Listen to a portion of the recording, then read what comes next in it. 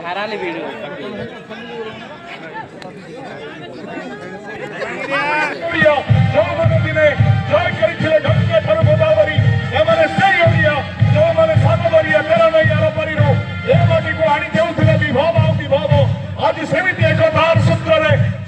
देखु आमर जो राज्यस्तरीय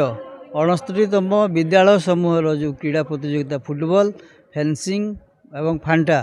जो प्रतियोगिता होता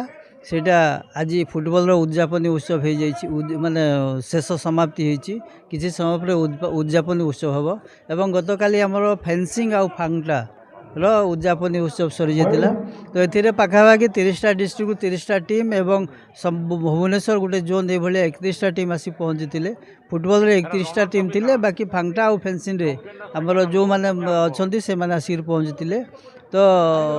आपण मैंने निश्चित भाव देखुवे आजिकार जो फुटबॉल फाइनल मैच रे आमर बलांगीर विन कर चैंपियन होबार आख्या कर गतकाली फेंसिंग और फांटारे बलांगीर माने चैंपियन होती तो ये पाखापाखि 600 650 पिलांकर ये समागम होता एवं ऑफिशियल लेवल आमर 1000 लोकंकर होता तो ये समस्त सहयोग थिला बहुत स्मूथली बहुत सुरुखुरु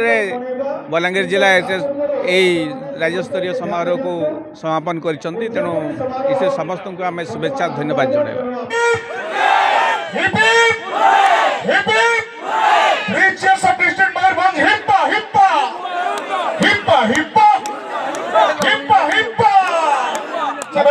फुटबॉल टीम